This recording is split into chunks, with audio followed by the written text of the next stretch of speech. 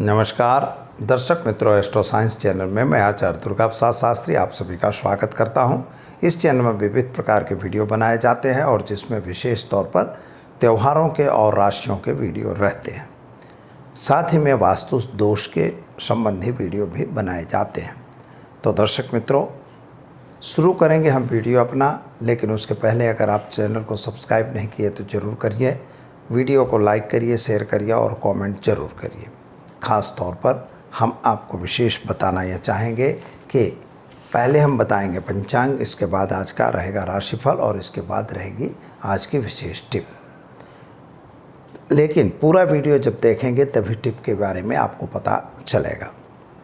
तो शुरू करते हैं आज का वीडियो। उसके पहले जानते हैं आज का पंचांग। आज दिनांक 29/8/2021 है और रविवार का दिन है। श्रावण और भाद्रपद की सप्तमी तिथि, जिसे शीतला सातम के नाम से भी जाना जाता है। और नक्षत्र जो है वो कृतिका रहेगा। योग जो है व्याघात योग रहेगा। राशि मेष रहेगी 10:20 तक। इसके बाद वृषभ राशि की शुरुआत होगी। जो लोग आज जन्म ले रहे हैं उनका नामकरण वृषभ राशि पर रहेगा 10:20 के बाद, और 10:20 तक उनकी राशि मेष रहेगी, यानी अलई अक्षर से नाम रहेगा। और इसके बाद जो जन्मेंगे यानी 10-20 के बाद जन्मने वाले बच्चों का नामकरण बवऊ अक्षरों से वृषभ राशि पर रखा जाएगा। तो दर्शक मित्रों, जिनका आज जन्म हो रहा है अथवा जिनका जन्मदिन है, उन सभी को हमारे चैनल की तरफ से खूब खूब हार्दिक बधाई और आपका जीवन ऐश्वर्य में रही अभी हमारी प्रार्थना। तो चलिए हम जानते हैं आज का राशिफल। शुरुआत पहले करेंगे हम राशि की, यानी मेष से। मेष राशि वाले जातकों के लिए सामान्य रूप से मन थोड़ा विचलित सुबह में रहेगा, लेकिन दोपहर के बाद मन थोड़ा ठीक होगा। खर्च का प्रमाण जरूर बढ़ेगा, थोड़ा सा व्यय बढ़ने की संभावना है। चाहे वह व्यय घरेलू कामकाज के बारे में हो और चाहे आपके संतान वगैरह के लिए हो सकती है, पर लेकिन थोड़ा व्यय बढ़ने की संभावना नितांत मिल रही है। ख़ास तौर पर आपको ध्यान यह रखना है कोर्ट कचहरी का कोई खर्चा आपके मस्तक पर न आ जाए, क्योंकि इस समय कोई न कोई वाद विवाद होने की संभावना भी बन रही है। तो घरेलू वाद विवादों से दूर रहना है। पति पत्नी के बीच का सुमेल बना के चलना जरूरी है। क्या करेंगे? तो आज आप ओम नमः शिवाय मंत्र का जप करिए, दिन की शुरुआत करिए, अच्छा दिन रहेगा। वृषभ राशि वाले जातकों की बात करें तो मानसिक रूप से थोड़ी सी चिंता का विषय जरूर दिखाई देता है। संतान को लेकर आप थोड़ा चिंतित दिखाई दे रहे हैं और पति पत्नी के बीच का जो अंतर था वह तो ठीक हो चुका है। आर्थिक तौर से समय तो सुंदर दिखाई दे रहा है और कामकाज में भी आपको सफलता मिल रही है। मित्रों, याद रखिएगा कि आज भाग दौड़ का दिन है, चाहे वह कर्म के लिए यानी आपके व्यापार के लिए हो और चाहे नौकरी के लिए हो। लेकिन नौकरी में स्थिरता रखनी आपके लिए अनिवार्य दिखाई देता है। ख़ास तौर पर आपको अगर कोई नया कार्य करना है तो उसका परामर्श किसी से करके तभी करना होगा। जल्दबाजी में अथवा आंख बंद करके किसी कार्य में टूटने की ज़रूरत नहीं है। मिथुन राशि वाले जातकों की बात करें तो आपके लिए सामान्य रूप से समय बढ़िया और सुंदर है, कामकाज भी ठीक है। लेकिन एक बात का ध्यान यह रखना है कि आपके घरेलू वातावरण में थोड़ी सी चणभण चल रही है, इस पर ज़रा ध्यान देने की ज़रूरत है। पति पत्नी के बीच का संबंध तो अच्छा है। संतान संबंधी चिंताओं में भी राहत हो गई है। लोगों को जो विदेश वगैरह जाना था उनके लिए भी समय बढ़िया और सुंदर दिखाई देता है। जल्दबाजी में कोई काम करने की ज़रूरत बिल्कुल नहीं दिखाई दे रही है। अब देखते हैं कर्क राशि वाले जातकों के लिए सामान्य रूप से समय तो अच्छा है। सोर्स ऑफ इनकम बढ़ती हुई दिखाई देती है। जो कुछ आपने प्लानिंग किया था, जो आपने आयोजन बनाया था, उस आयोजन के हिसाब से काम हो रहा है। लेकिन एक बात याद रखिएगा कि कोई नया कार्य अभी करने की ज़रूरत नहीं दिखाई देती। संतान संबंधी चिंताओं में राहत मिलेगी और किसी पे अंधा विश्वास करने की भी ज़रूरत नहीं है। और ख़ास तौर पर एक बात का ध्यान यह रखना है कि जो लोग बीमार हैं तो अपनी बीमारी का इलाज तुरंत करवाएं, क्योंकि अगर ऐसा करने में चूक करेंगे तो नुकसान हो सकता है। सिंह राशि वाले जातकों की बात करें तो आपके लिए सामान्य रूप से समय तो सुंदर है, लेकिन जिद्द अपनी छोड़ के काम करने की ज़रूरत है। विद्यार्थियों के लिए समय सुंदर है, विदेश गमन वगैरह में आपको फ़ायदा हो ऐसा दिख रहा है। पुराने प्रेम संबंधों में भी सफलता मिलेगी, लेकिन नए प्रेम संबंध अथवा तो नए संबंध जो बन रहे हैं वहाँ पर थोड़ा सा टेंशन वाली बात बनती हुई दिखाई देती है। मित्रों, साथियों और साथियों के साथ का जो व्यवहार है वह व्यवहार आपका यथावत और यथोचित रहेगा। जल्दबाजी में आपको भी कोई निर्णय नहीं लेना है और क्रोध से दूर रहने की ज़रूरत है। कन्या राशि वाले जातकों की बात करें तो आपके लिए सामान्य रूप से समय बढ़िया और अच्छा दिख रहा है। कामकाज भी ठीक दिखाई देता है। कुछ बड़े बड़े प्लानिंग आपने मन में सोच रखे हैं, लेकिन वो प्लानिंग पूरे होते हुए नहीं दिखाई देते। आपको यात्रा प्रवास भी करना पड़ सकता है। व्यापार के लिए भी थोड़ा दौड़ भाग हो सकती है, नौकरी के लिए भी दौड़ भाग हो सकती है, लेकिन प्रमोशन वगैरह मिलने के चांसेस अच्छे दिखाई दे रहे हैं।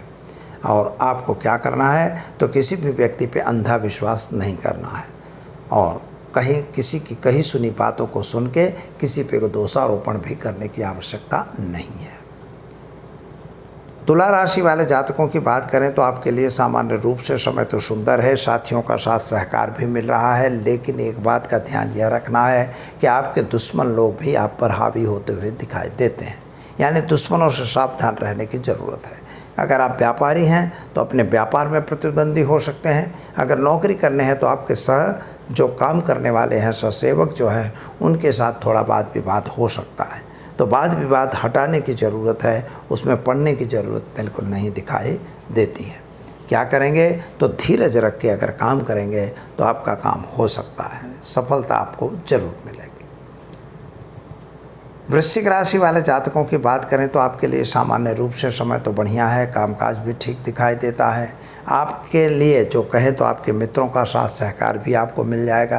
ख़ास तौर पर घरेलू वातावरण थोड़ा बिगड़ा हुआ है। पति पत्नी के बीच का संबंध बिगड़ा हुआ है। ख़ास तौर पर संतान संबंधी चिंताएं आपको सता रही हैं, यानी कोई ऐसी तकलीफ़ नहीं है, लेकिन फिर भी तकलीफ़ का सामना करना पड़ सकता है। जल्दबाजी में मित्रों कोई निर्णय नहीं लेना है और गलत बोलने का कोई मतलब नहीं रहता है, यानी किसी को गलत वायदा करने की आवश्यकता बिल्कुल नहीं है। धन राशि वाले जातकों की बात करें तो आपके लिए सामान्य रूप से समय बढ़िया है। कामकाज भी ठीक है।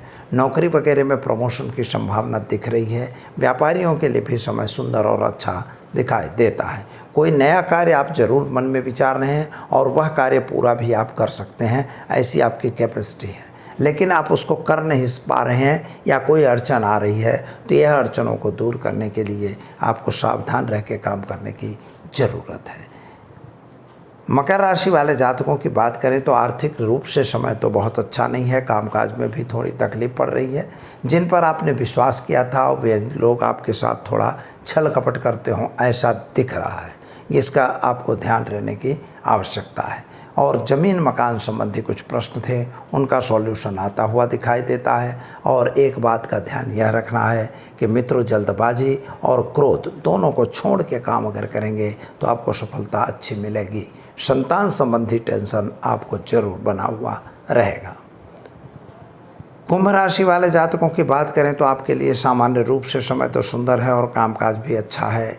यात्रा प्रवास का योग भी आपका बन रहा है। जल्दबाजी का निर्णय आपके लिए भी नुकसानदेह हो सकता है, लेकिन एक बात है कि जो ज़मीन मकान के कुछ प्रश्न थे उनका सॉल्यूशन हो चुका है। सरकार की तरफ से कुछ लेन देन था वह भी पूरा होता हुआ नज़र आ रहा है, यानी नज़दीक में पूरा हो जाए ऐसा दिख रहा है। लेकिन मित्रों, अपने घर में अथवा अपने घर के आदमियों के साथ कोई वाद विवाद में पड़ने की ज़रूरत नहीं है। कभी गलत बात को सही मान के दोषारोपण करने की आवश्यकता नहीं है। मीन राशि वाले जातकों की बात करते हैं तो आपके लिए सामान्य रूप से समय तो ठीक ठीक दिखाई देता है, लेकिन आर्थिक स्थिति की थोड़ा समीक्षा की जाए। आर्थिक के बारे में आपको थोड़ा प्लानिंग करने की आवश्यकता है।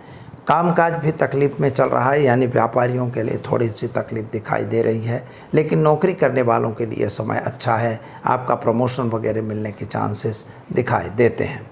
ना ये पैसों का लेन देन अगर करना है तो मित्रों, इससे आपको दूर रहने की ज़रूरत है। क्या करेंगे तो एक तो पैसों की लेन देन से दूर रहेंगे, दूसरा क्रोध नहीं करेंगे और तीसरा जल्दबाजी करके काम को बिगाड़ेंगे नहीं। यह आपके लिए उपाय रहेगा। तो दर्शक मित्रों, यह तो 12 राशियों का राशिफल था।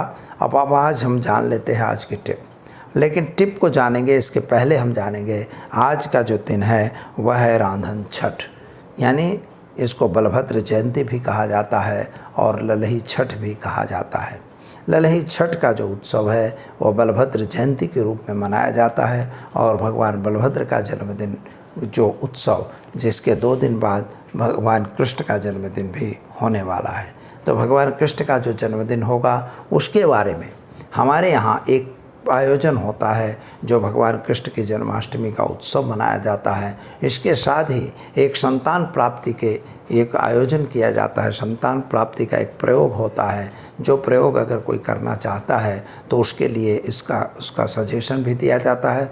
उसमें जो यंत्र आता है वो यंत्र भी बनाया जाता है और ख़ास तौर पर उनके लिए उसमें कुछ चीज़ें उसमें बना के पूजा की और हवन वगैरह की सामग्री भी तैयार की जाती है और जिसका प्रयोग रात्रि के दरमियान पति पत्नी को करना होता है और वह कर सकते हैं। उससे आपको लाभ भी मिल सकता है और आपके यथेष्ट इच्छा पुत्र या पुत्री की प्राप्ति भी हो सकती है। तो इस तरह का एक आयोजन है और सभी लोगों को समझना है कि अगर आपको कोई ऐसी इच्छा है, आप में ऐसा अगर किसी को तकलीफ़ है, तो आप ज़रूर हमारा नीचे दिए गए फ़ोन नंबर पर हमारा संपर्क कर सकते हैं। इससे आपको उसके लिए योग्य सलाह और योग्य सूचना दी जाएगी।